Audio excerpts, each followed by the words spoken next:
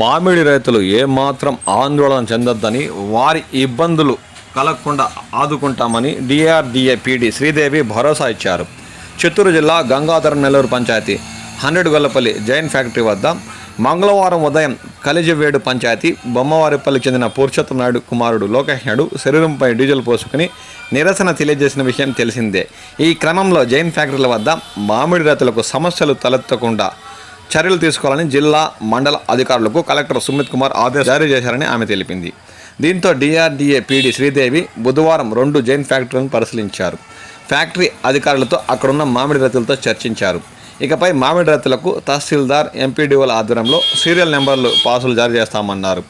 2 ఫ్యాక్టరీల వద్దకు ట్రాక్టర్ల మామిడి కల్లర్లతో వచ్చిన ఏ రైతుకు నష్టం జరగకుండా త్వరగా అన్లోడింగ్ చేస్తామన్నారు. క్షణికావేశంలో రైతులు ఎవరు ఎటువంటి అఘాతాలకు పాల్పడరాదని, రైతులకు అన్ని విధాలు ఆదుకుంటామని, పరిస్థితులు అర్థం చేసుకుని సహకరించాలని ఆమె విజ్ఞప్తి చేశారు. అనంతరం కలెక్టర్ సుమిత్ కుమార్ ఆదేశాల మేరకు 100 గొల్లపల్లి జైన్ ఫ్యాక్టరీలో తహసీల్దార్ శ్రీనివాసుల ఆధ్వర్యంలో, జైన్ ఫ్యాక్టరీ 2లో ఎంపీడీఓ మనోహర్ గౌడ్ ఆధ్వర్యంలో మామిడి రైతులకు అన్లోడింగ్ కోసం సీరియల్ నెంబర్ పాసులు జారీ చేశారు. గంగాధరం నెల్లూరు సిఐ ప్రసాద్ 2 జైన్ ఫ్యాక్టరీల మామిడి రైతులకు సీరియల్ నెంబర్ల పాసులు జారీ విషయంగా ఫ్యాక్టరీ సెక్రటరీ సిబ్బంది వద్ద రికార్డులను పరిశీలించి వివరాలు సేకరించారు. కాగా 2 జైన్ ఫ్యాక్టరీల వద్ద వేచి ఉన్న రైతులు, డ్రైవర్లకు తహసీల్దార్, ఎంపీడీఓల సహకారంతో భోజన వసతి కల్పించారు.